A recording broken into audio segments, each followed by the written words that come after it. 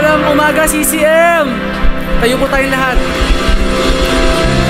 Yung mga nakapag po sa likod, tayo po tayong nakapag sa harap para po yung mga kapatid pala po makapag sila. And kamustahin natin po yung mga katabi natin ngayon. Kamusta po tayo ngayong araw?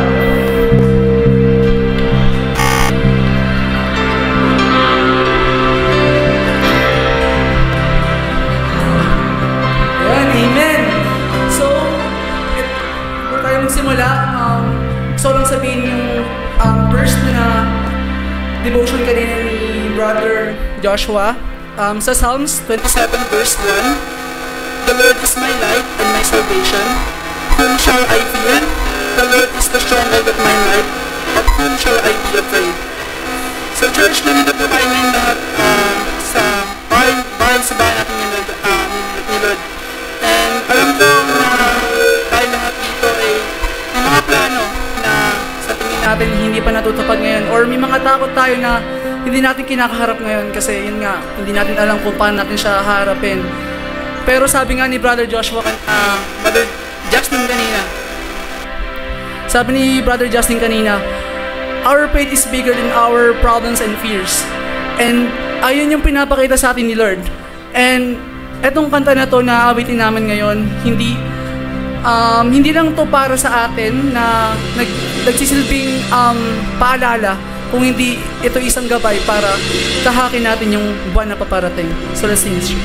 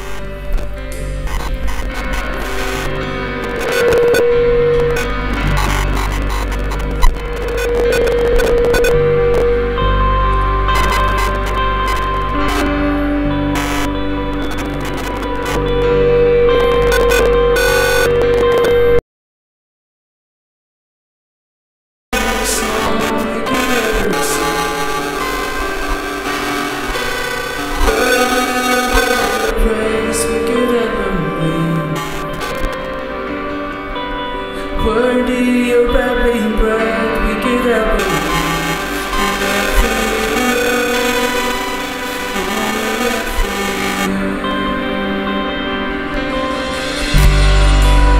Jesus, the name above.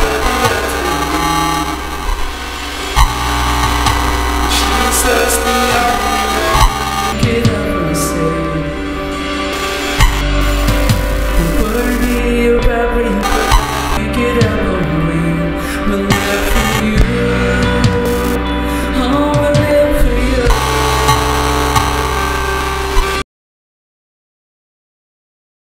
There's no one like you. There is none beside you. Open up my eyes in wonder and show me who you are and fill me with your heart and lead me in your love to those around me.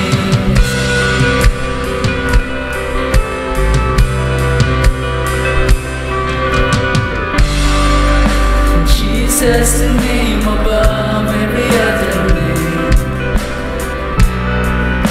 Jesus, the only one we could ever serve. Breath we could ever breathe. We live for you. Oh, we live for you. Holy, there is no one like you. There is none beside you. Open up my eyes in wonder and show me who you are and fill me with your heart and lead me in love to those around me.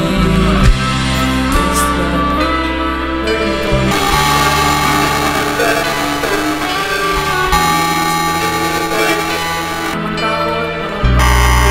Kinakaharap namin, Lord God, pero kung hindi kami nag-isa, Lord God, nandito ka, ikaw ang aming pundasyon, Lord God. Lord, walang isang araw na hindi kami nagpasalamat sa buhay mo, Lord God, kasi nasa puso ka namin, Lord God. Minahal mo kami muna, Lord God. It's not about us, Lord God. Ikaw ako sa amin.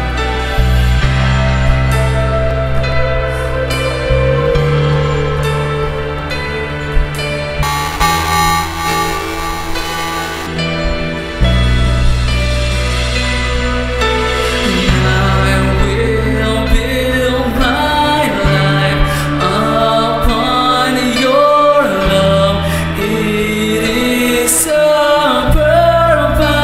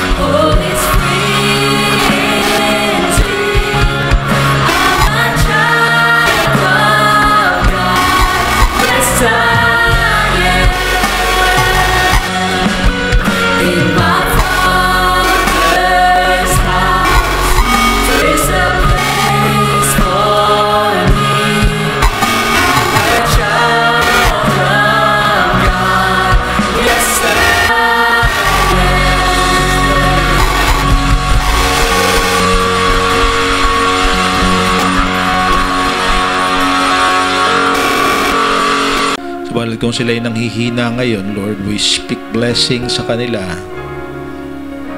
Lift them up again, Lord. Sa mga may karamdaman sa katawan, kasama si Brother Arnel, Panginoon, Arnel na Guzman na sa ospital na yan. Lord, salamat na nakalagtas na siya sa critical part ng kanyang healing, Panginoon. And we believe, Father, that you will continue to heal him and restore him. Siya isang tapat na lingkod ninyo, Panginoon. Yung kanyang bahagi din niya kinakalimutan. Nung siya ay malakas pa, Panginoon, lahat ng kaya niya, kahit nasa ibang bansa, ibinigay niya para ikaw ay parangalan. Provide his needs, Lord. Una yung kagalingan, pangalawa yung kapayapaan at financial resources para malagpasan ang pagsubok na ito. We also pray, Lord, sa lahat ng mga tao na tinawag ninyo sa lugar nito. Salamat sa tagumpay na ginawa ninyo sa aming nakaraang pag-aaral kung sino talaga kami at ano ang plano niyo, Panginoon. Salamat sa paggamit mo sa mga naririto, particularly ang aming mahal na Pastor Arnold at si Pastor Jean, Panginoon. Hindi niya siyang napakagandang karanasan para sa lahat sa amin. Ang 2 araw na pagsasama-sama namin para kilalanin kayo at kilalanin ang aming sarili. Lord, sa susunod na pagkakataon, aking kahilingan higit pang marami ang makasama at maranasan kung ano talaga ang isang small group at higit sa lahat kung ano ang ginagawa ninyo at gagawin niyo pa sa lahat na sa amin. So Lord, sa pagsasandali na susunod, kami makikinig sa mga bagay na gusto niyong ituro sa amin. At salamat din sa isang malaking gawain na ginawa noong Sunday, Lord. Napakarami mga kabataan at kasama kami ay muling nakakita ng pag-asa na marami pang mga kaluluwa ang maliligtas. At sa dakong hapon ngayon, Panginoon, bagamat abala ang karamihan, pagpalain mo mga kababaihan sa kanilang gagawin para hindi lamang palakasan ang kanilang samahan at ang kanilang katawan, kundi makapagtanim ng binhi ng pananampalataya, lalo na sa magiging mga bisita nila sa hapon na ito. So Lord, salamat po sa lahat ng inyong ginagawa. We're excited for the coming new year. Ilagay mo sa aming puso kung ano po ang aming magiging layunin sa susunod na taon. Salamat sa nakaraang 9 na buwan. Nasa 10 buwan, Panginoon, nasa 11 na kami. Napakabilis ng araw, subalit napakabilis din ang pagpapalang na dinagdag mo sa amin. Glory and honor sa iyo lamang po. Maraming salamat po. Lahat ay magsabi, salamat po, Panginoon, in Jesus' name. Amen and amen.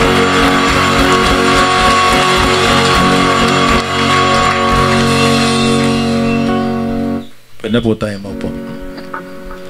Ating panoorin ang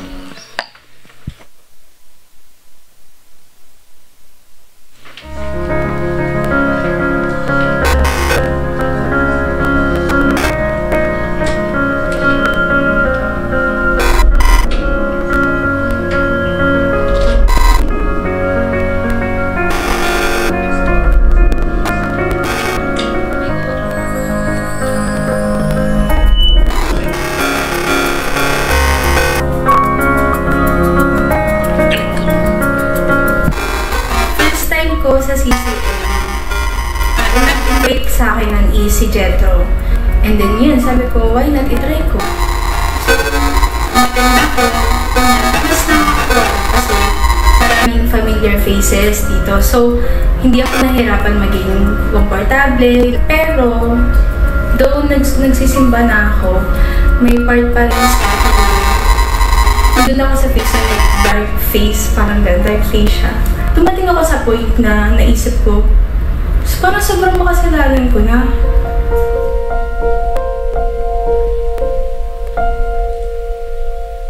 Kahit ako parang gusto, kaya kaya akong patawarin ni Lord? Kasi ako sa sarili ko parang hindi ko siya kaya. So, ayun. Pero nag-continue pa rin ako sa pag-attend sa church, and then na-invite ako na mag-try sa worship team. Yun, luckily, nakapasok. Tapos, isa yun sa naging way para hindi pa rin ako matenda. So, mas lumalim din yung pagkaintindi ko sa mga messages niya, sa words niya. So, mas nag-grow ako individually and lalo na spiritual.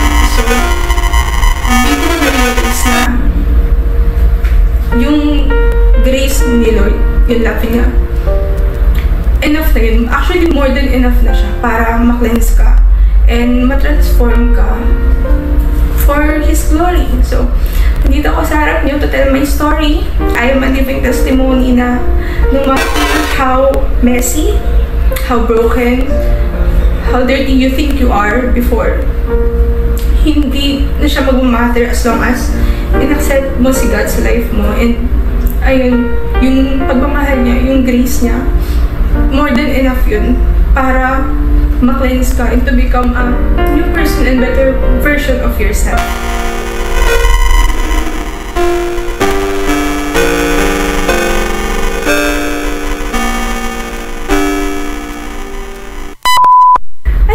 Pasok ka na lang dyan. Okay, game. Handa na ako ng testimony.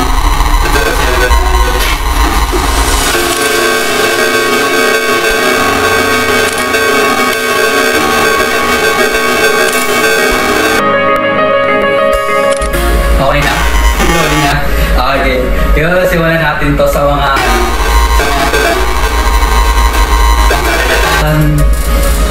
ang langit.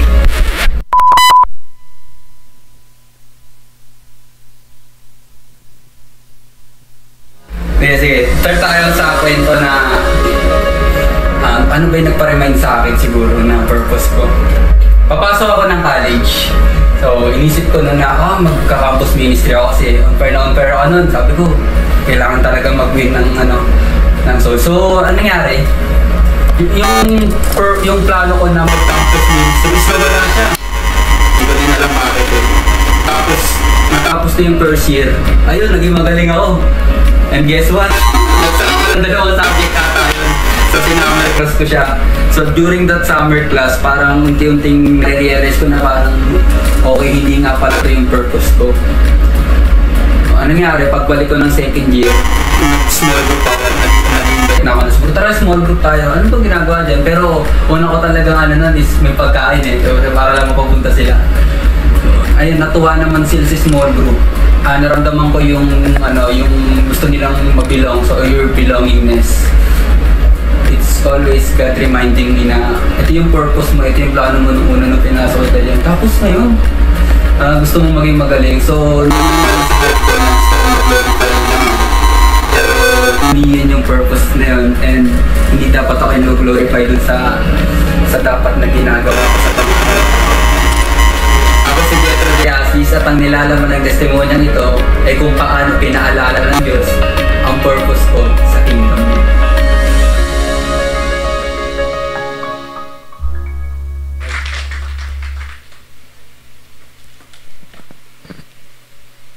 Thank you, Jet and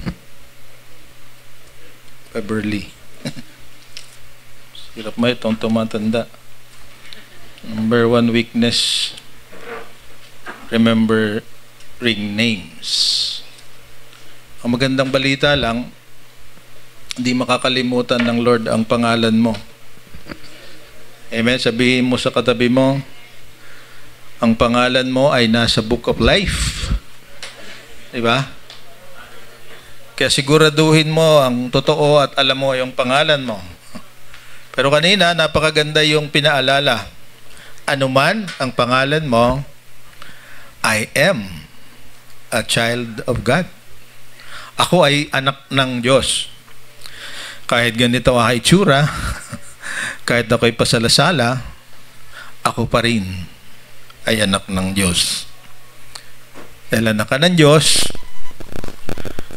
maging totoo ka na anak ng Diyos. Kasi ang pag-uusapan natin ngayon ay may tema nga na living as real disciples. Namubuhay na bilang isang totoong alagad o tagasunod ng Panginoon. At sa lahat ng mga being changed by Jesus and in this a mission with Jesus. So yan ang ating gustong maintindihan. Totoo ka ba na sumusunod? Kilala mo si Jesus? Pangalawa, talaga bang nagbabago? Talaga bang binabago ka? Sparrows. I tell you, whoever acknowledges me before men, the Son of Man will also acknowledge him before the angels of God. But he who disowned me before the angels of God, and everyone who speaks a word against the Son of Man will be forgiven. But anyone who blasphemes against the Holy Spirit will not be forgiven. When you are brought before synagogues, rulers and authorities, do not worry about how you will defend yourselves or what you will say, for the Holy Spirit would teach you at that time what you should say. God and Heavenly Father, we come to you, we opened your book. May the meditation of our lips and the words that come from our mouth come from you by the power of the Holy Spirit. Prepare our hearts, our hands and our minds so that we can absorb and practice what we will hear today. This is our prayer in Jesus' name. Amen. Sabihin mo sa katabi mo, ready ka na ba? Okay, so wag mo akong abalahin, ha? Sabi sa DSE, no crosstalk. Di ba? Huwag kang bulong ng bulong sa katabi mo. Mamaya, bibigyan ko kayo ng time para magkaroon tayo ng time para yung... So, i-prepare mo yung gusto mong itanong mamaya. Okay? So, para habang inagawa natin itong conversation na ito, let's focus on what we are talking about. So, why do we want to know to talk about yung mga kailangan para magiging totoong disciple ka? Sabi niya to present to and encourage the church in the values and lifestyle of Jesus through disciple. So gusto nating ipahayag at higit sa lahat, tulungan ng lahat magkaroon ng lakas na loob para yung mga pinahahalagahan at yung uri ng pamumuhay ng totoong tagasunod ng Panginoon ay na-refresh tayo. Kasi alam ko na yung ating pag-uusapan ay maraming beses na nating narinig at sa katotohanan lang, yun yung doon ako hirap na hirap. Yung bang very familiar, narinig mo na ng maybe 1,000 times, tapos lagyan mo ng bagong sabi nating twist para maging applicable sa current situation natin at sa ating panahon. Kasi ito ang katotohanan, principles do not change, but the application of the principles change with time. Lalo na sa panahon na ito, di ba, napakabilis ang lahat. Sabi nila, information age. At isa pa, yung artificial intelligence, napakagaling magbuo ng mga kung ano yung nasa isip mo, isulat mo lang. Pagkatapos itanong mo sa kanya, mamaya babalik sa'yo kung anong gusto mo. Gagawin niyang music, gagawin niyang video. At kung minsan, kung gusto mong ikaw ang naroon na nagsasalita, kahit ikaw hindi, pati boses mo kaya niyang kopyahin. Diba? Kaya ngayon ay napakahirap na. Ako mismo, nahihirapan. Kaya pagka mayroong mga disaster na naririnig ako, napakahirap maniwala. Kasi dahil sa artificial intelligence. At ito yung ating number 1 na kalaban actually. But if we can also use it, kasi talagang doon pupunta ang lahat. Kasi sabi rin sa prophecy, dadating ang panahon at hindi babalik ang Panginoon hanggat hindi narinig ng lahat ang katotohanan. And this is what is happening today. Magtanong ka lang sa kanya, kahit na sasabihin mo lang, yung Siri, di ba? Ewan ko meron ng kapatid si Siri, pero pag tinabi mo sa kanya, si Siri yung sagot, di ba? Tama? That's how we are they. But the principles remain the same. Ngayong araw na ito, ipapakita sa atin ni Jesus. Yun ang mga principles, hindi yung commands kung paano i-apply. Hindi niya tayo inlalagay na isang robot. We have what we call free will. Kaya ibibigay niya kung anong gusto niya, paano mo gagamitin para ito yung maging, let's say, kaya mong gawin, bibigay niya at sa pamamagitan ng Holy Spirit. So, ang main title natin ngayong umaga is Marching Orders for Disciples. Ang tanong, bakit marching? Hindi naman tayo sundalo. That's not true. We are actually soldiers in the army of God. Kasi meron tayo may mission. Sino ang merong mission? Kalimitan mga sundalo. So meron isang kanta na noong bata pa ako yung tungkol sa marching, tungkol sa mga Kristiyano na kailangan magmarcha. At kapag nagmamarcha, napapansin niyo ba yung kaayusan ng nagmamarcha? Di ba? Pag sinabi ng commander, di ba? Anong tawag? Yung mga command, sino ba yung commandant dito sa C-80? Di ba? Tension! Di ba? Tigil lahat. Di ba? Forward, march. Lakad lahat. May mali pa. Pakailangan, anong unang paa na gagamitin mo? Left, di ba? Left, right, left. Cadence ang tawag doon. Sabay-sabay, ayon sa beat. Yun ang pag-aralan natin ngayon. Para ba tayo ayon sa tugtog, ayon sa beat ng Panginoon. So, marching orders. So, at yung binasa natin, yun ang ating reference. Pero ang bottom line, ibigay ko na lahat agad. Sabi ng Panginoon, magpakatotoo ka, huwag kang matakot.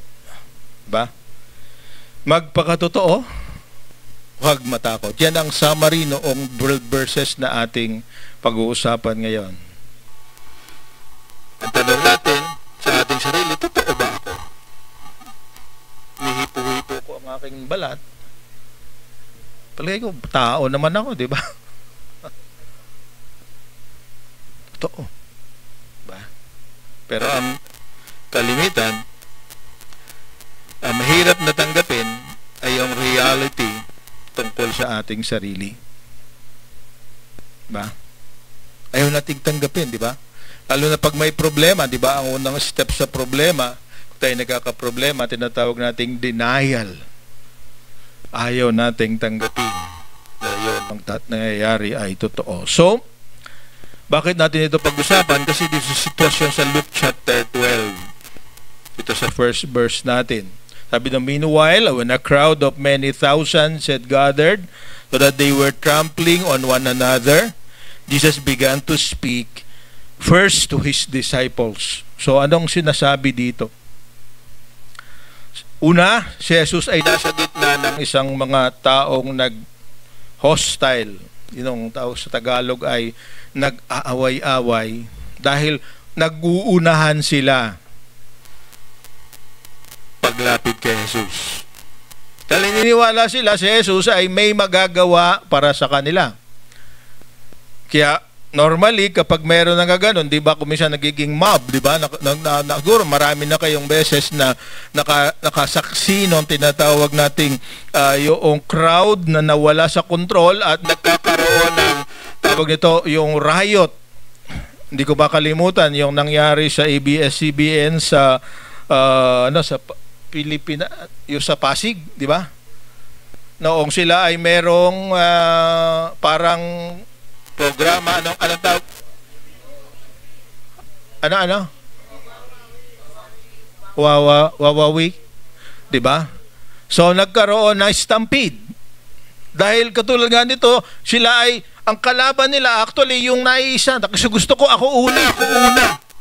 So, tulakan. Sa pagtutulakan, nasira yung gate, natumba, nag-rush tangan mga tao, may nadaanan. So maraming namatay. That's the same crowd na sumusunod kay Jesus. Kasi lahat sila merong iniisip na kapag nakalapit ako sa tao na ito, kung may problema ako, masulutas ang aking problema. Is it good? Yes. Pero ito ay nagpapakita na sa pagiging selfish ng bawat isa naroon. Naroon sila kasi meron silang makukuha. Naroon sila dahil meron silang makikitang gagawin ng Panginoon para sa kanila. They don't care about anyone else. Ang care nila, makakuha sila. Hindi sila maubusan. Okay? Then Jesus knew that as He comes closer to Jerusalem, iba ang nasa isip ng Jesus naman. Actually, yung mga tao na naroroon, pero hindi talaga yung kanyang agenda. Hindi niya pinagbabawalan, pero yung mga signs and wonders na ginagawa niya ay nagiging dahilan para sila'y mag-gather at masabi niya. Kaya ang sa pag-uusapan natin, meron siyang sinabi sa mga tao. So, simula sa Luke chapter 9 hanggang sa last chapter, nakikita na yung paglalakbay ni Jesus, there was urgency. Nagmamadali dahil limited na lamang ang panahon na i-stay niya at natatapos na yung kanyang layunin para sa mga pinili niya. Nung una 12, then 70. At ito rin yung later on ay nagsama-sama pagkatapos na nakumpleto niya yung kanyang bahagi ng pagbabayad sa ating mga kasalanan. So, yun ang nangyari sa lugar na yon. Then, bakit nawala? Then sabi diyan, the crowd was getting larger. So kung malaki na noong una, nung siya'y palapit na sa Jerusalem, lalo pa itong lumalaki. But they have a common idea. Ang common idea na nasa isip nila, ito na yung lalaki na magpapalaya sa kanila sa kanilang pagkaalipin, sa kaparusahan at sa hirap na sinasuffer nila dahil sila ay nasasakop ng bansang Roma.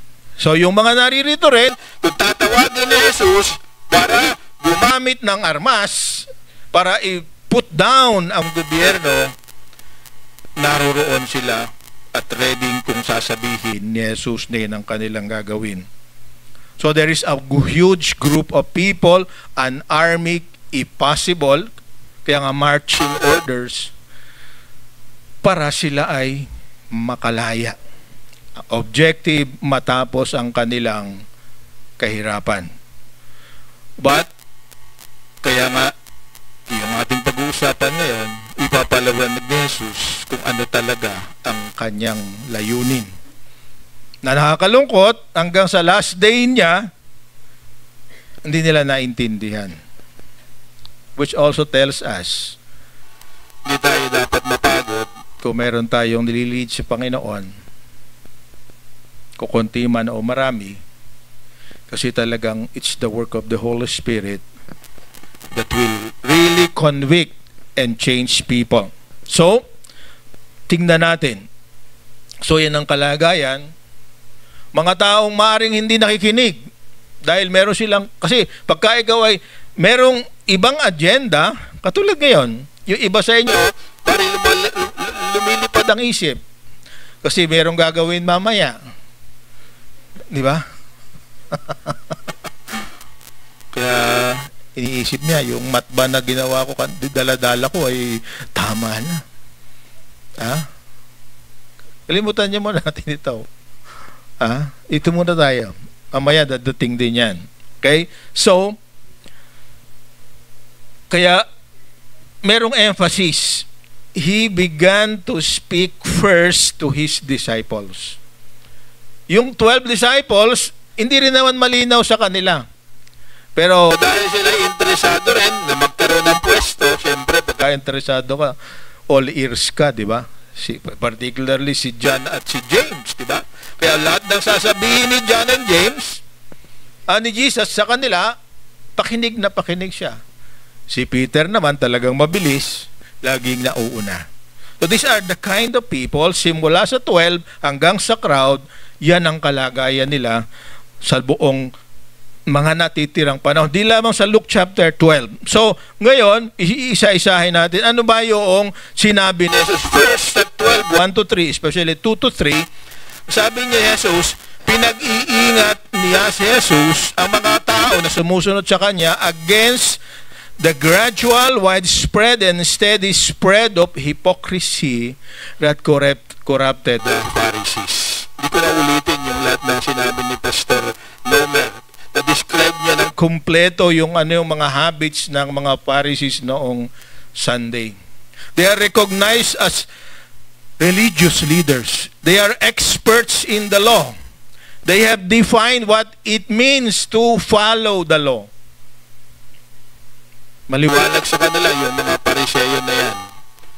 Kanilang iniisip ang ginagawa paano gawing madali ang pagsunod sa Panginoon. Kaya dinefine nila, parang tayo rin, di ba? Kung gusto nating maging madali, ang gagawin natin, step by step. Meron tayong dinidisenyong mga hakbang, tasks na gagawin natin. But Jesus is not like that.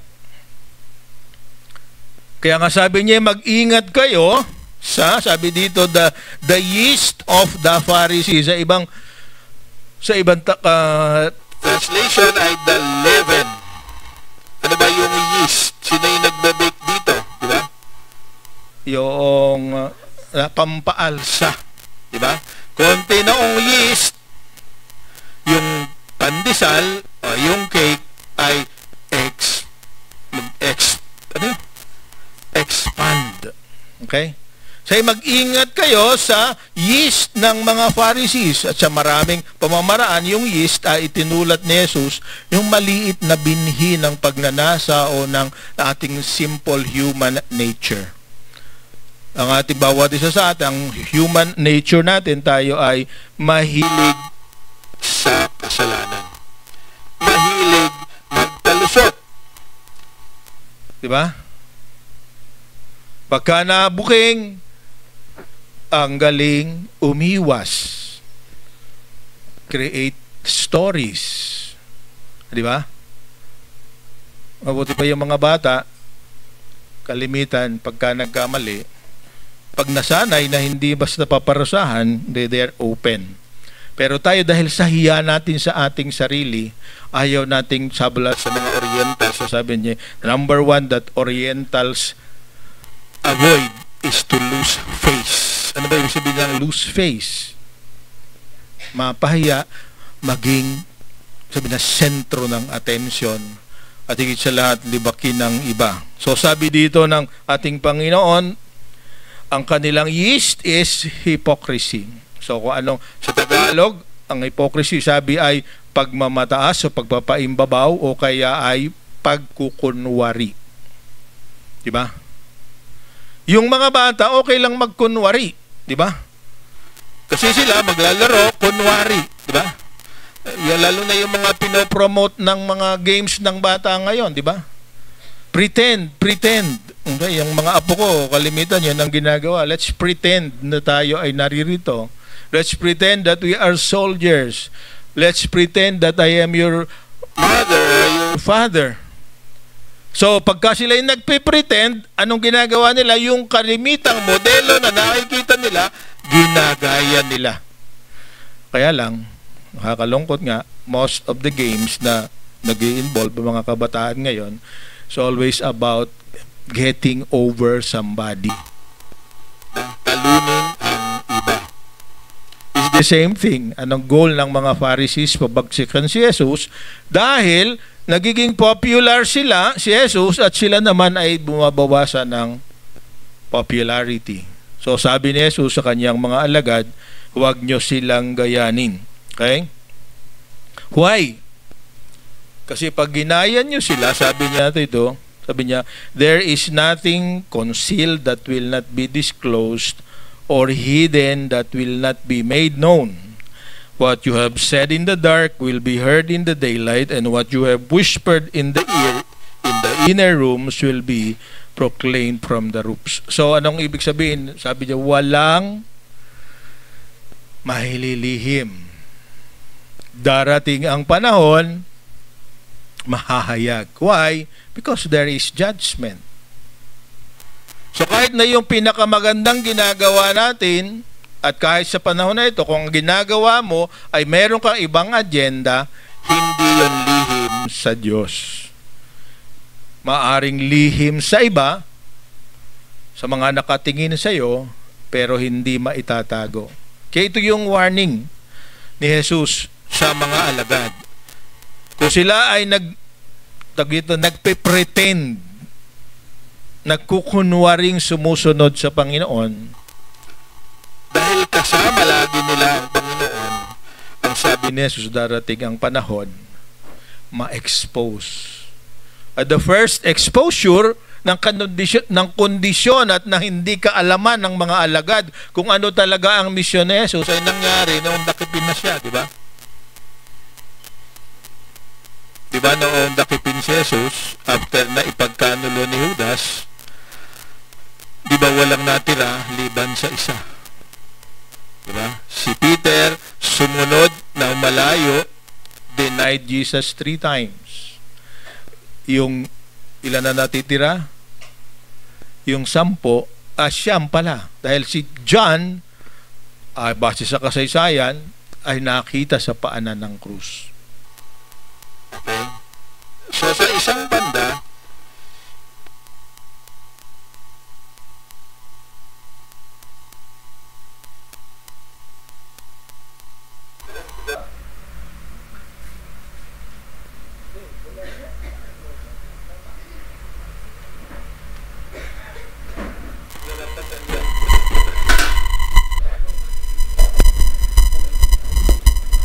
isang banda, kahit na yung 12, they're not pretending, but they do not understand what they are really doing. And most of us, kaya nga meron tayong discipleship, aminin natin, this is the start of learning, kaya tayo kailangang ma-train ay sapagkat kuminsan we do not really understand what we are doing. But we pretend to know what we are doing. Is it bad? Sa tingin niyo? Yes. Kasi ang unang paraan para ikaw ay maturuan, paano? Aminin mo, hindi mo alam. Pero itong mga Pariseo na ito, dahil sila nga nag-defend kung anong gagawin, they pretend that they know better than Jesus. So if we are following Jesus, never ever think that Jesus does not know what He is doing. Kasi kuminsan yun ang iniisip natin diba? Mas marunong tayo kuminsan sa Panginoon kaysa sa ang iniisip natin. Kasi kuminsan talaga namang mahirap intindihin. Sabi niya, para may ipamigay mo. Diba? Paano nangyayari yun? Diba? Kung gusto mong sumaya, maging mababaw ka. Kasi yung malalim na kasiyahan, diba? Napakahirap pasayahin. They're never content. Diba? Sabi na nga ng iba, binigyan mo ng 1 inch, gusto 1 foot. Nung binigyan mo ng 1 foot, gusto 1 yard. Nung bigyan mo ng 1 yard, gusto 1 mile. Diba? Walang katapusan. So, ito ang kalagayan. At ang sabi, hindi yan malalihim. At kahit sa panahon na ito, nabubuking ka naman na iba, diba? Lalo na pag ikaw ay nasa grupo, nalalaman nila. Ang masakit noon, kapag nalaman nila, discourage. So, tingnan natin. So, number 1, sabi niya, be on guard. Mantayan mo. Sino? Hindi sila. Sarili mo. Diba? Ang babantayan natin ay hindi ang iba. Ang mali ng mga Pariseo, ang binabantayan nila, hindi sarili nila, kundi yun gumagawa at nag-i-introduce ng mas simpleng pamamaraan para makasunod sa Diyos. So tayo, number 2, ano yung dapat gawin niya? So, sabi niya, huwag kayo magkunwari na sumusunod dahil lalabas sa huling panahon. Hindi totoo yun. So, number 2, don't be afraid of human beings. Their ability to cause harm is temporal. Fear God who will hold people accountable for their sins for eternity. Right? So, huwag kang matakot daw sa tao. Matakot ka sa Diyos. Dahil kapag ka hindi mo na, sabi natin, hindi mo na attain yung standard niya, sabi niya ay yun na ang consequence ay pangwalang hanggan. Okay? So, paano ba natatakot sa Diyos? Anong ibig sabihin ng fear God? Sabi doon sa ibang mga verses, fear God, obey Him. Siyang sundin mo. At ang totoo, bakit sinabi ito? Kasi talagang kapag sumusunod ka sa Diyos, hindi ka nagiging popular. Amen? Di ba? Wala na. Kasi nga ang sanlibutan, di ba? I have my own way. I will do it my way. Di ba? Pero ang gusto ng Diyos, let's do it His way. When we do it His way, then yung sinasabi dyan, people will not be accountable for eternity. Kasi dalawa nga ang choices, napakaraming beses nating pinag-usapan na to, di ba? Ang ating choices ay sumunod either sa Panginoon o sa kaaway. So we are not actually, there is no sense of absolute freedom. We are free. Our freedom is to choose whom to follow. Sabi sa Joshua 24:15. Choose you this day whom the God you will serve. Sabi ni Joshua. Sabi niya, but as for me and my house, we will serve the Lord.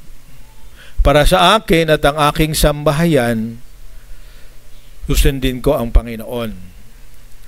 At sumusunod ka pa sa Panginoon, sabi niya, pwedeng merong gawing di mabuti sa iyo ang mga tao sa kapaligiran. Why? Because Jesus knew, even then, that because He is doing the will of His Father in heaven, dadating yun sa point na handa siyang patayin ng mga taong nakikinig sa Kanya. Yung mga naroroon, ay later on tatalikod.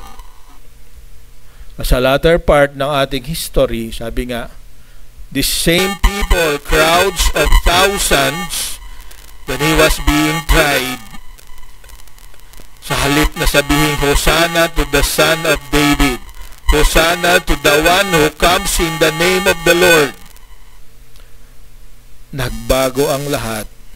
Sa udyok din ng mga Pariseyo, ng mga religious leader, ang sigaw na nila, ano yon? Crucify Him. Crucify Him. So anong binababala ng ating Panginoon sa mga alagad? There will be times that you will be popular, but you insist on doing what is right, later on they will turn back and be your enemies. Di ba, kumisan, may tolerance din tayo, di ba? Habang naghihintay tayo na baguhin ang ating mga kapatid na dinidisciple natin, di ba?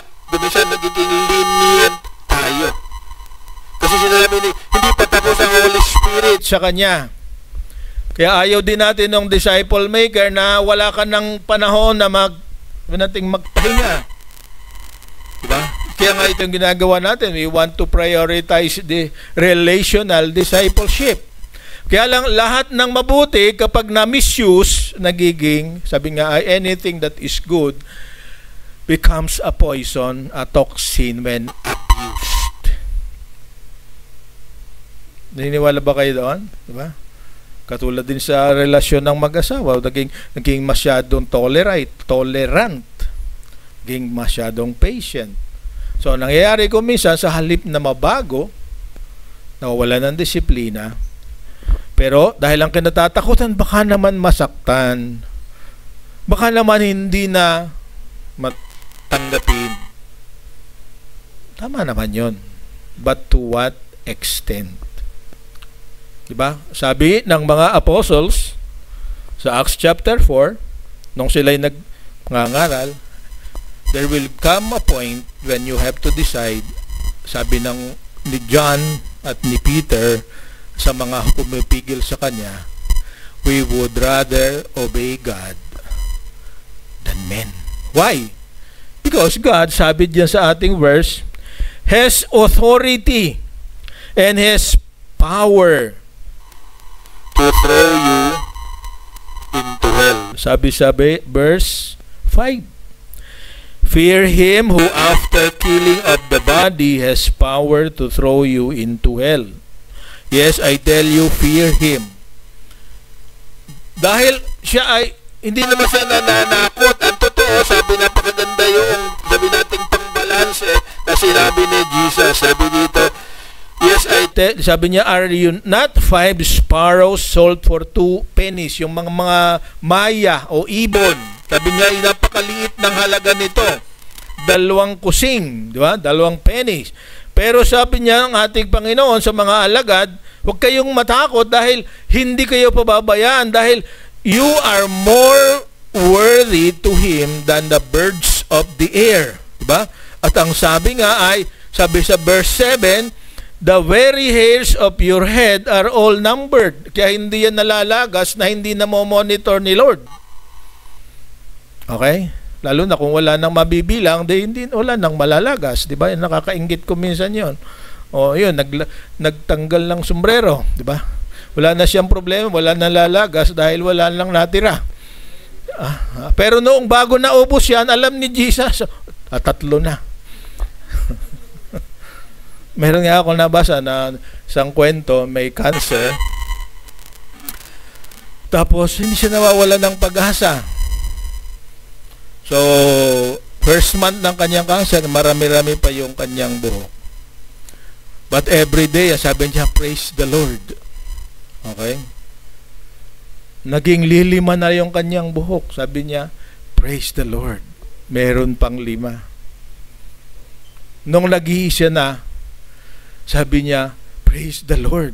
Iisa na. Nung naubos na lahat, sabi niya, praise the Lord. Wala nang shampoo. Okay. It's a matter of attitude. Ang sinasabi dito, sino ang katatakutan mo? Kasi yung lahat na nangyayari sa'yo, it's the same way. Lahat na nangyayari sa'yo, alam niya. At napakaganda yung susog ni Apostol Pablo tungkol dito. Sabi sa 1 Corinthians chapter 10, sabi niya, hindi kanya ilalagay sa sitwasyon na ikakasira mo permanently. Hindi ka susubukin sa mga bagay na hindi mo kayang lagpasan. But that's conditional kung sino ang kinatatakutan mo. Amen? Tandaan natin yun, ha? Kasi baka sabi niya, kahit anong gawin ko, pwede na, maging reckless na ako. Kung papatakbo ko ng sasakyan, gawin ko lang gusto ko dahil I will take care of you. Di ba? Di ba? Yung mga motorcycle riders, di ba? Ang tawag niyo, anong tawag niyo? Ha? Kamote riders. Later on, magtatanim talaga sila ng kamote. Di ba? Pag na-disgrasya na. Di ba? Kasi if you stay in the will of God, ito ang sinasabi ni Apostol ni ng ating Panginoon. Huwag kayong matakot sa kanila, pero umasa kayo, kasama ninyo ako, pero it's not what you call a license for recklessness. Okay? Pangatlo, nautos ng ating Panginoon, sabi niya, openly affirm Christ and follow His teachings as a rule of life. Hayagang patunayan natin, i-acknowledge niya, acknowledge me before men, the Son of Man will also acknowledge Him before the angels of God. Dadating ang panahon. Nasabihin sa iyo ng ating Panginoon, well done, good and faithful servant. Why? Because you feared Him more than you feared men. Siya ang tinatakutan mo, di ba? I-affirm niya, ihahagayag niya sa buong mga kapulungan. Nasabi niya, ikaw ay naging tapat na lingkod ng Panginoon. He will acknowledge you. Pero sabi niya, but he who disowns me before men will be disowned before the angels of God. Yung kabaligtaran, ganun din ang mangyayari. At ang totoo, yung automatic, okay? Condemnation. Sabi sa Romans chapter 8 verse 1, there is no more condemnation for those who are in Christ Jesus. Merong karunog, who does the will of the Father. Okay? So mas tandaan natin, affirm. How do you affirm? You do not go with the crowd. You do not go with the worldly flow. Ito ang kalakaran eh. Di ba? Kaya mga kontraktor napahamak dahil sa kalakaran. Di ba? Ito ang kalakaran. Ito yung tinatanggap ng tao. But they have not forgotten. They have forgotten that there is a power. Kaya nga salamat sa mga lahat ng nangyari na expose na. Although wala pa halos nangyayari, expose pa lang. But kahit na walang mangyari sa lahat na nangyayaring hearing at kung ano pa ngayon, huwag natin kalilimutan, there will be a day. Then they will receive what is due them. Because sumunod sila sa kalakaran. Amen? So makita natin, openly affirm at pinakahuli, sabi niya doon, do not worry about confessing Christ before men. Sabi dito sa 11, when you are brought before the synagogues, rulers, and authorities, do not worry about how you will defend yourselves at what you will say. Ito nakakapagtaka di ba? The disciples will present themselves and will be persecuted by the church itself, the synagogues. Because yun nga, gumawa ng sariling batas ang mga Pariseo at mga teachers of the law. Ang application ng law ay naging napakabigat. Kaya nga sabi ni Jesus sa Matthew chapter 23, woe unto you. Pinahihirapan nyo yung mga tao sa mga bagay na hindi nyo rin kayang gawin. So for us leaders, mga kapatid, tandaan natin, huwag nating ipagawa sa mga tao na inaalagaan natin yung mga bagay na tayo mismo hindi naman natin ginagawa. The intentional. Ang pagiging intentional, medyo mahirap. Napakadali yung sumasabay ka na lang, pero yung ikaw ay babago ng landas at dadaan sa tamang landas, kung minsan makakalungkot dahil kung minsan wala nang sumusunod sa iyo. Why? Because you are on the right track.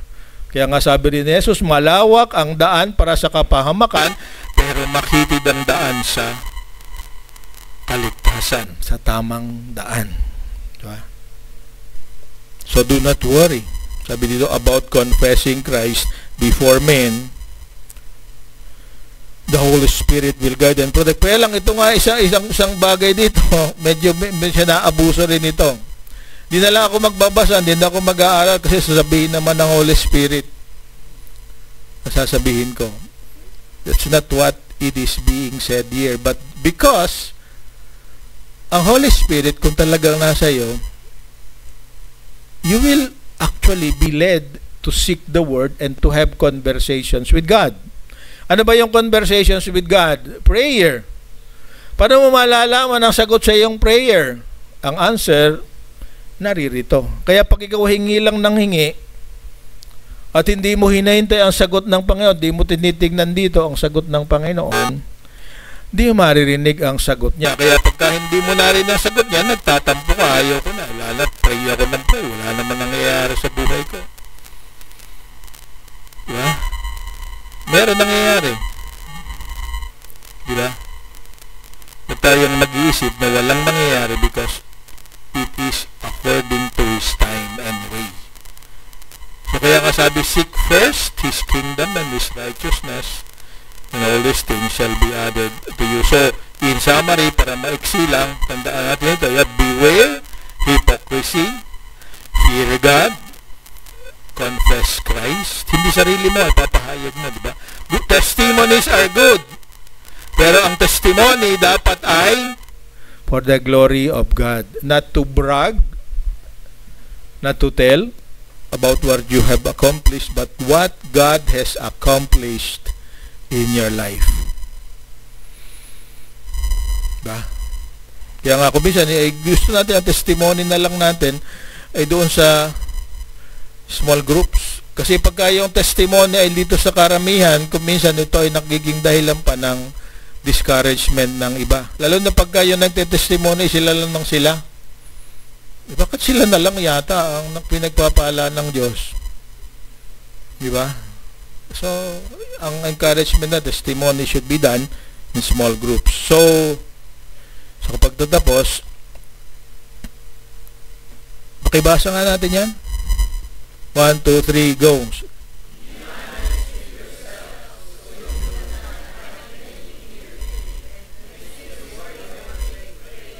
Pray, di ba? Huwag mong dayain ang sarili mo.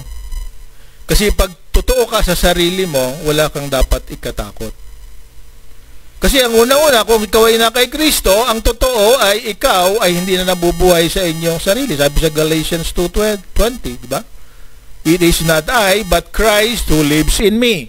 If Christ lives in me, hindi ako dapat matakot dahil sigurado kasama ko siya. Pero kung minsan, yun nga, yung nasusunod natin pag-uusapan dito, nag-aalala ka pa rin. Kasi hindi mo naman talaga makikita ang lahat ng pwedeng gawin ng Panginoon. But, yun nga, batan, magpakatotoo ka, huwag matakot. Walang makibaka, ha? Pero pwede pa rin makibaka sa laban sa kagustuhan ng iyong laman. So ngayon, meron pang 5 minutes sa ating allocated time. Gusto kong mag-confess tayo sa isa't isa. One-on-one. Huwag na tayong hahanap ng katabing iba. One-on-one. Let's confess to each other. One-on-one. Sagutin natin yung medyo dalawang tanong. Sabi diyan, walang lihim na hindi mahahayag. Paano katulong ang katotohanan ito sa pagsasaayos ng iyong buhay? Yung awareness. Okay, pangalawa, kailan ang huling pagkakataon na hindi ka nagdalawang isip na ipahayag ang iyong kaugnayan at pananampalataya kay Jesus? Kung hindi mo pa nagagawa, aminin mo, hindi ko pa nagagawa yan dahil natatakot ako para maipag-pray ka ng katabi mo. So, one-on-one. Kung hindi mo kursunada ang katabi mo, makakahiya naman sa kanya. So, kung odd number, yung nasa likod mo, basta humanap ka ng kapartner, o si Jules, hanap na ng kapartner, umalis yung katabi mo, huwag mong kausapin yung Silya. Okay? Hanap na ng katabi, I'll give you 5 minutes para pag-usapan to. Okay? Be honest, magpakatotoo.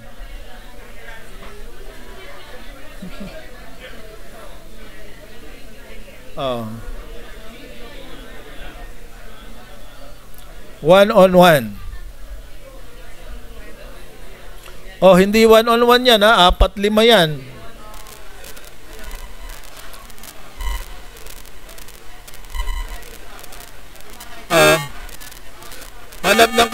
George? Walang katabi, George? Meron na. Kahit na yung nanay mo ang katabi mo, maganda yan. Makakapag-confess ka sa nanay mo.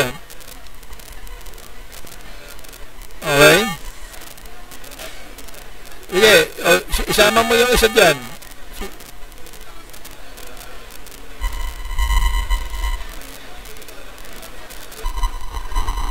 Kung hindi kayo agree doon sa statement, walang lihim na hindi naayag, paliwanag mo sa kanila, bakit hindi rin naniniwala dyan. Pero kahit ano sabihin mo, talagang mangyayari yan. So use I statements, ha, hindi yung kung anong sinagawa na iba. Kaya nga tanong dyan personal. So bago kayo matapos, last 3 minutes ay find time to pray for each other. Okay, so sa mga hindi pamilyar sa ginagawa natin, gusto kong malaman nyo na ito ay ginagawa natin dahil hindi nga tayo, we do church differently than what we used to. Hindi tayo nagpupunta rito para makinig lang, kundi para mapakinggan din. At yun nga, makilala isa't isa because we are a family. Kasi kapag tayo ay magkakilala at meron tayong kaugnayan sa isa't isa, yung sinasabi na magpakatotoo ka, huwag kang matakot, ay mas madaling nangyari. Kasi alam mo, yung nararanasan mo, ay pwedeng nararanasan din nila. At kung nakikita mo na siya naman ay buhay pa at maayos pa ang buhay, then meron kang pag-asa. Kasi kung minsan ang problema natin, parang wala nang pag-asa dahil parang ako lang ang ganun. Dito sa ating ginagawang relational discipleship, pinakikita natin, there is no one unique in experiences. Everyone is unique as a person, pero yung dinadaanan ng isa ay katulad din ng nararanasan ng iba. At dahil doon, hindi tayo kailangan lumayo. Within our body, within our family, there is somebody na makakatulong sa atin. Madayo po tayong lahat. Let's close our conversation today in prayer.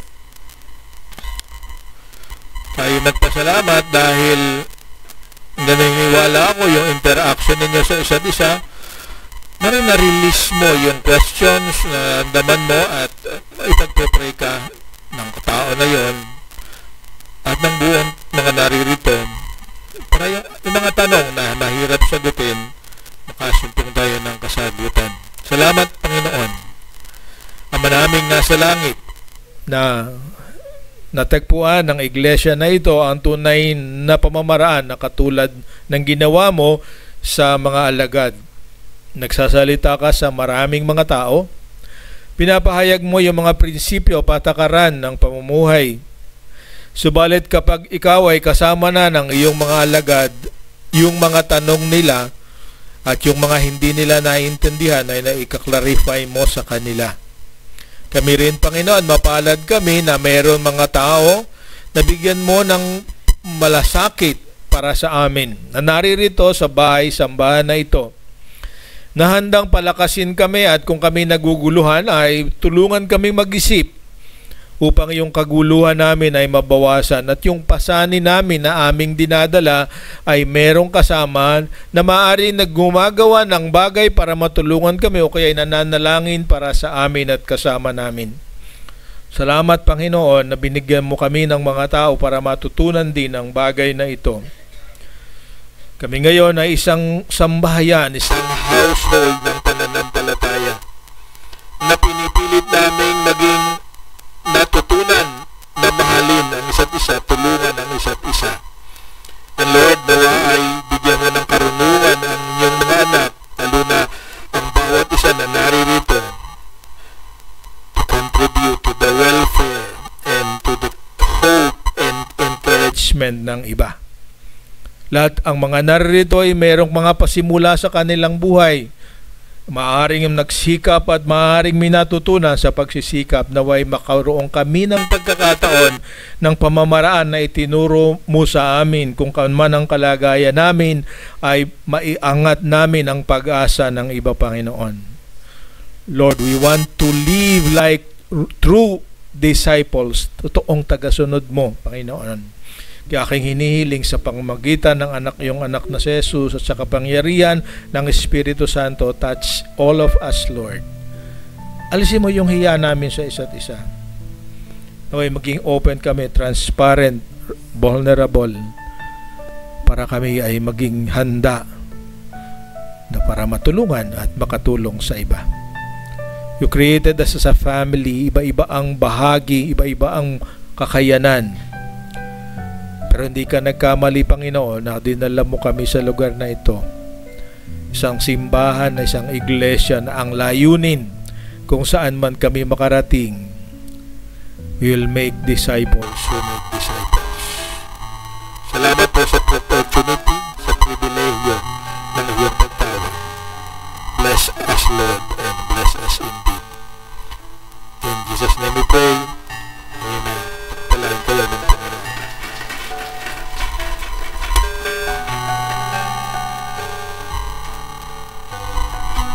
Maaari na po tayo na po.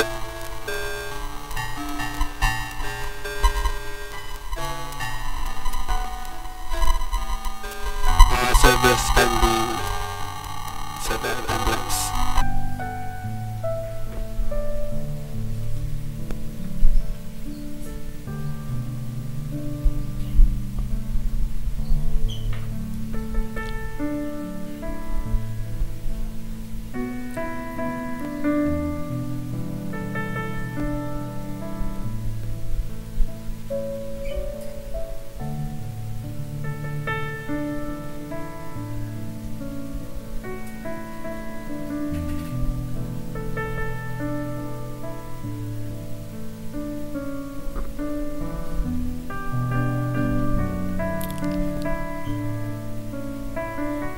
For our communion.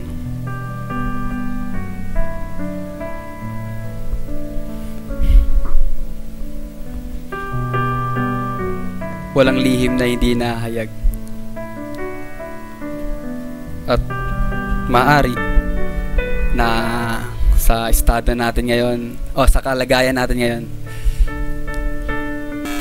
may mga nakatagong lihim na sabihin natin sa mahabang panahon ay natatago at patuloy tayong inaalipin ng mga lihim na yun. Sabi ng Panginoon, walang lihim na hindi mahayag. At ano-ano nga ba yung mga lihim na yun? Maaring yung mga kasalanan na patuloy na naghihiwalay sa atin sa Diyos. Mga kasalanan, pride, envy, sloth or katamaran, greed, kasibaan, gluttony, lust, pornography, sexual immorality, pagsisinungaling, pagnanakaw, pagpatay, pang-aabusong sexual, pagsiselos, diskriminasyon, katiwalian, at napakarami pang kasalanan na patuloy na naglalayo sa atin sa Panginoon. And this communion is so special event na kaya tayo nagtitipon-tipon ngayon upang alalahanin kung anong ginawa ng Panginoong Jesus para ma-redeem ulit tayo at bumalik sa Kanya. Mula kay Adam and Eve, sa mga kasalanang naglayo sa Panginoon. At ang Panginoon mismo, hindi lang siya loving God, but He is holy. Sobrang galit siya sa kasalanan. Wrath ang sinabi sa Bible. Nagpupuyos na galit sa kasalanan. At nakakatakot yun. Si Moises nung nandun siya sa bundok, ang description sa Bible, nanginginig sa takot.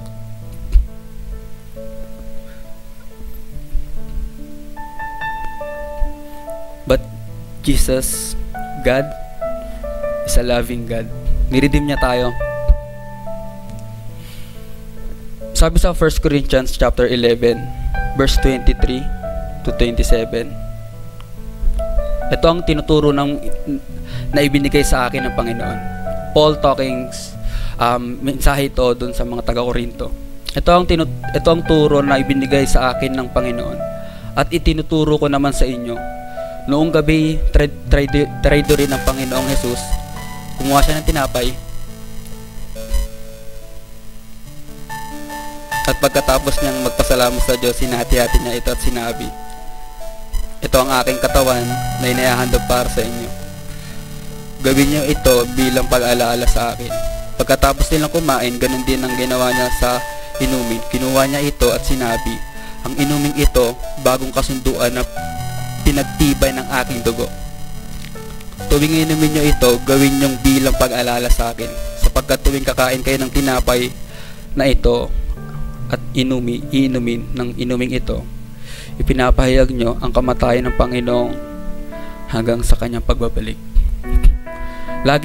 Dalawang beses sinabi yung gawin nyo ito sa pag-aalala sa akin. At nung DSE, it reminds me na kung gaano talaga kaimportante ang relasyon sa Panginoon, sa Kanya, una sa Kanya syempre, at sa mga katabi natin. Ayan, yung church. Pinaalala ng Panginoon kung gaano kaimportante yung relasyon.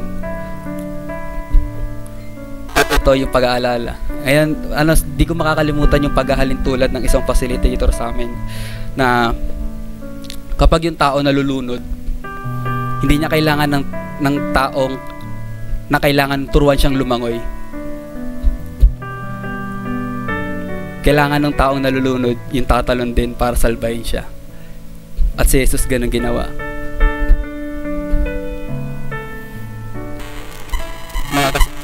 Mga kasalanang nagpapalayo sa atin sa Panginoon, mga kasalanang naglulunod sa atin na pag-uwi natin, ito ulit, gagawin ulit natin siya.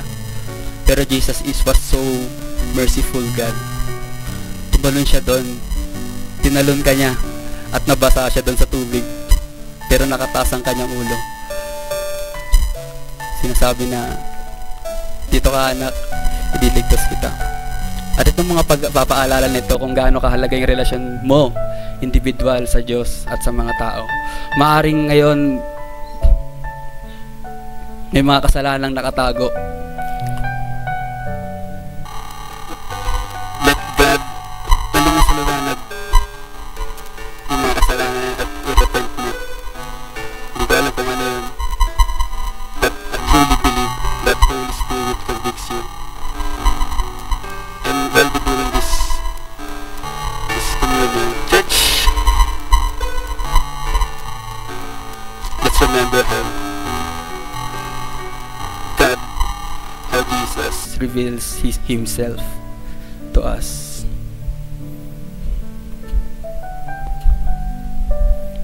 Let's reflect. Let's pray. Yes, Heavenly Father, Panginoon,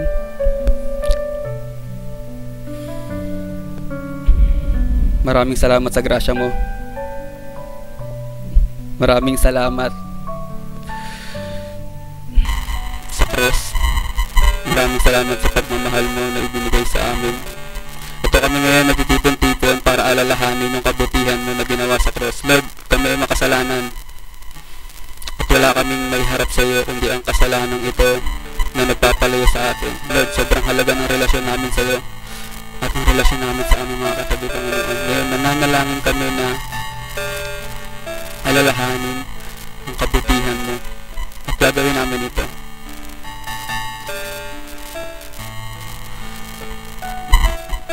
Gagawin namin ito nang may pagsisisi sa aming sarili at pagpapahalaga ng relasyon namin sa iyo. In Jesus' name I pray. Amen. Let's eat the bread and drink from the cup.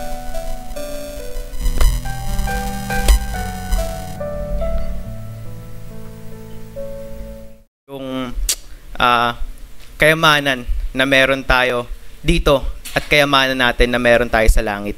So sabi sa Matthew chapter 6 verse 21 ng NIV version, for where your treasure is, there your heart will be also.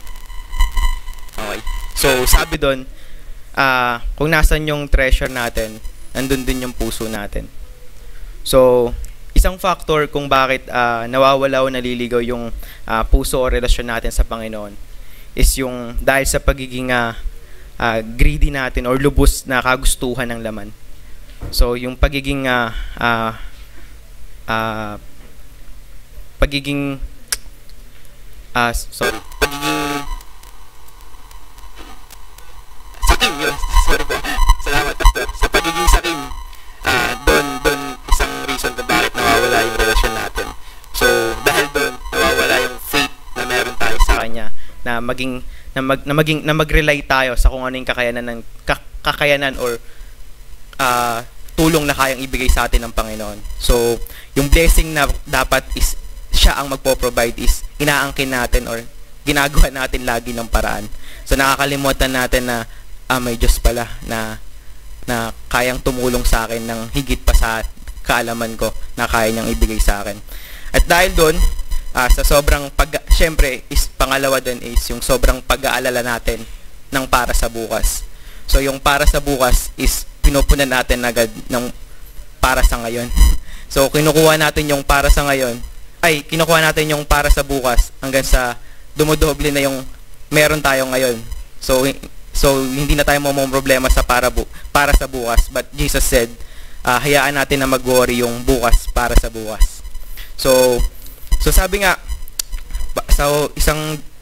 parang bakit natin nagagawa yun? So unconsciously na nagiging sabi ko kanina, nagiging dependent na sa kakayahan at nalilimutan na yung paraan ng Diyos para sa atin. Na bigyan tayo ng blessing na siya dapat yung magbibigay. So, sabi nga sa 1 Timothy chapter 6 verse 6, but godliness with contentment is great gain. So, and for those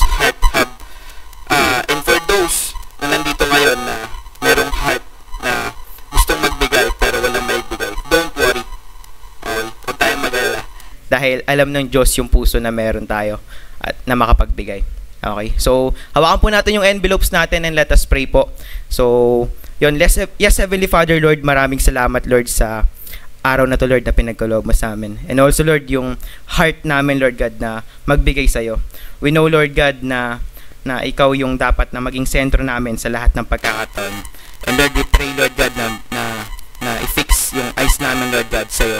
Na ikaw lamang yung makita namin, Lord God, na maging provider namin. And Lord, we pray, Lord God, na patawarin mo kami, Lord God, sa greedy, sa pagiging sakim ng aming puso at isipan, Lord God. Nang sa gayon ay ikaw lamang, Lord, ang maging makita sa amin na maging sapat ka sa amin, Lord God, dahil Lord God, yung treasure na kayang ipunin or maiimbak namin, Lord God, sa mundong ito is masisira, Lord God.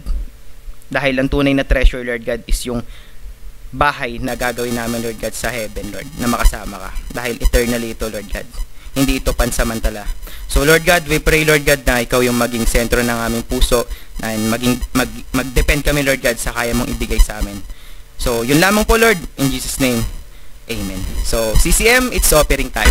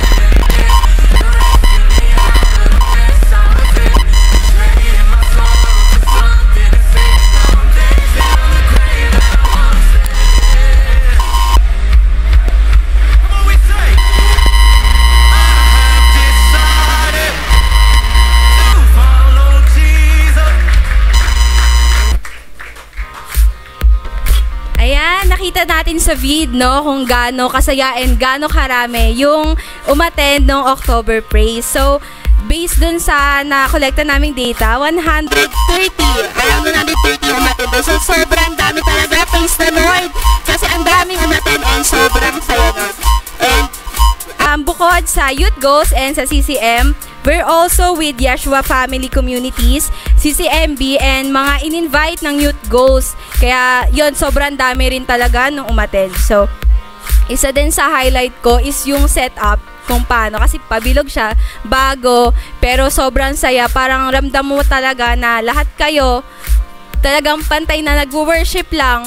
Tapos, ayun, na-witness ko din, na-witness din siguro ng iba na may mga umiyak, sobrang na-touch din yung puso and soul nila. And especially sa mga first-timers. And isang reason din siguro kaya meron ding mga bumalik today because of their experience sa October Praise. And aside from that, then since punong-puno ng youth yung October Praise, gusto ko rin i-include na if gusto natin ma-experience yung youth goal na, yung youth na energy, yun, meron tayong youth service na ginaganap every 2nd and 4th of the month. Yeah, every 2nd and 4th of the month. So, 1:30 p.m. hinihal siya here at CCM Hall. So, yun, if merong mga youth at hearts and mga youths, I highly encourage you all na umattend sa ating youth service. Next is our first-time guest and birthday celebrants. So, we have a first-time guest, yan si Tristan. Invite siya ni Jethro and Noe. Tayo ka naman! Ayan. So, quick story lang kung paano na-invite si Tristan. Bali, nung morning, chinat siya ni Noe, in-invite siya. Tapos hindi niya sinin yung message ni Noe, hindi siya nag-reply. And then, si Noe, ibubook siya ni Jethro sa Move It para makapunta today dito sa CCM. And ang nangyari, ang nabook ni Jethro is si Tristan. Diba? Sobrang amazing lang. So, nung nakita nila na si Tristan yung nabook, hindi na nila pinakawalan. Pinakyat na nila ngayon sa CCM. Hindi ka na babiyahe. So, sobrang amazing lang na kahit meron tayong sarili nating plan, pero yung plan pa rin ni God yung mag-prevail. Yun talaga. So, yun yung isa sa na-witness natin today, no? Na yung plan ni God, kahit paanong pigil mo dyan, gagawa talaga ng paraan si Lord para makapunta ka sa church at ma-invite ka. Yan. Yes. Tapos, next naman is si CJ, ang ating first-time guest din. Na-invite naman ni Kurt. And today is birthday niya. So, to you, happy birthday to you, happy birthday, yan, happy birthday, CJ. Next naman is the discipleship experience. So, nangyari to October 29 to 30. So, ayun, we're glad to share that many of our CCM leaders were able to attend the discipleship experience. Yes, thank you, Lord, na ang dami, no? So, isang experience din na na-share ng isang pumunta doon is that they've attended several DSEs na. Pero every time na umattend sila ng DSE, merong new refreshing informations, knowledge, insights, and new experiences sila na-discover. So, hindi enough na umattend ka lang ng isang DSE kasi every DSE na attendan mo, may new knowledge kang mani-discover and mas mag-dig deeper pa yung knowledge mo and yung relationship mo as well to God. So it was truly a blessed moment to fellowships and connect with people and churches from different places. Next is our intentional 2026 Destined to Win. So this is with Pastor Scott Harish and Pastor Brandon Gindon of North Shore Christian Church and Real Life Ministries. So this will be held on February 24 to 26, 2026 at the CCT Tagaytay Retreat and Training Center. So for those interested, please contact Pastor Arnold to register. And next naman today is mga pinaghahandaan ng ating women's. Ma-excited na ba kayo mag-stretching dyan? So yan, we have our women's event today. So Women's Network Wellness Go. It is a spiritual and physical wellness activity by fitness coach Ed. So today to, November 2 p.m. here at CCM Worship Hall. And next naman natin is life groups. So we have life group, a small Christ-centered communities where we grow deeper in our faith, build meaningful relationship, and learn to live out what it truly means to follow Jesus. And yan, meron tayong different network leaders. So we have Brother Mike Vitug. Ayun po, yung pinaka-poging nakakap sa likod. Ayan. Ayan siya. So, siya po ang network leader for adult and young adult men. Next naman po is si Sister Joanne Vitug for adult and young adult women. Yun po. Sobrang ganda ng denim jacket niya. Batiin nyo, guys. And next naman po is si Brother Michael Murillo for student boys and girls. Si Brother Michael, tayo po kayo yan. Plain lang yan, pero sobrang pogi ng damit niya. Patingin naman! Kaya. Yeah po. So, sa mga youth, mga girls and boys, reach out lang po kay Brother Michael if you want to be part of our life groups. Next naman po is our daily devotion. So, if you want to build a habit of starting your day with God's words, yeah, we have devotion every 6 a.m. in the morning sa ating CCM Facebook group.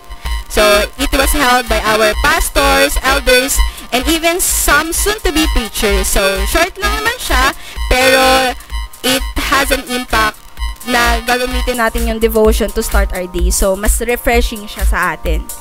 And so, if you're not yet in the group, sa CCM Facebook group, you can reach out to Brother Dan Heli or Pastor Arnold.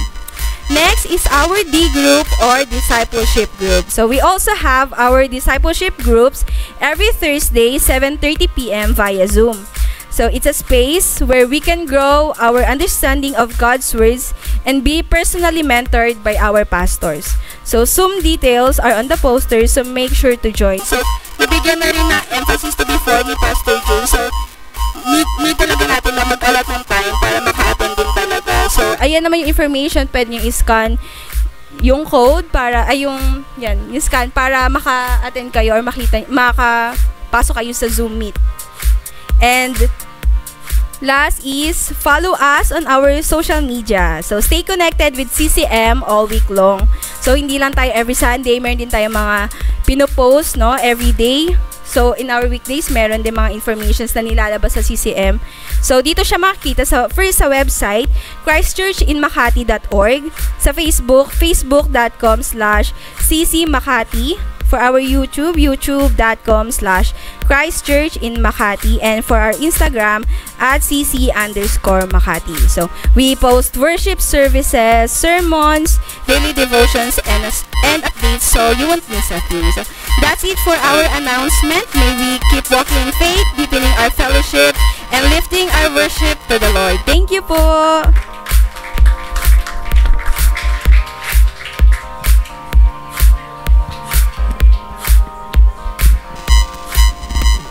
Alright, let's all rise po for our closing and benediction. Yan, sabi po sa Matthew chapter 5 verse 8 to 9. Sabi doon, blessed are those who has pure in heart, for they will see the Lord. And blessed are the peacemakers, for they will be called the sons of God. So yun lang yung sa lahat ng bagay, yun din yung isa sa mga hinihingiling at hinihingi sa atin ng Panginoon. Magkaroon tayo ng pusong dalisay at ng peaceful heart. So let's all pray. Yes, our Father God, Lord, Ikaw ang Diyos na halimbawa ng isang pusong dalisay. Diyos ng kapayapaan. Lord, for the whole week, Lord God, I pray na samahan mo ang buong simbahan. Lord, samahan mo kami sa aming eskwelahan, sa aming tahanan, sa aming trabaho, Lord God. Lord, Ikaw ang manguna sa amin. Lord, Ikaw yung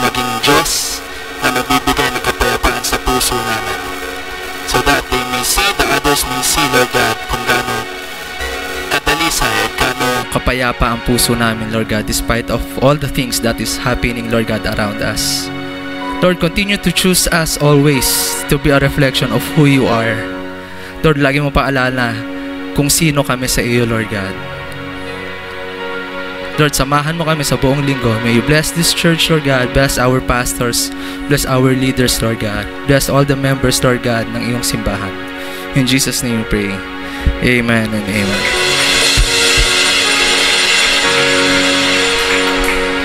What?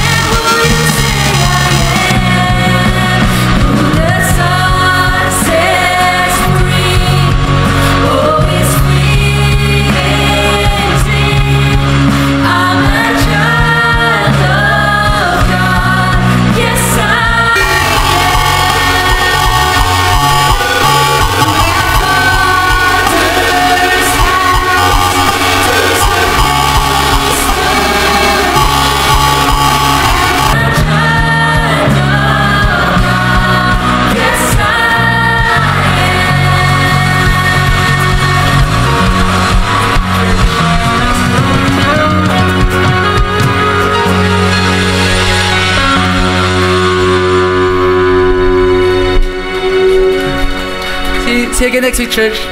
Ingat po.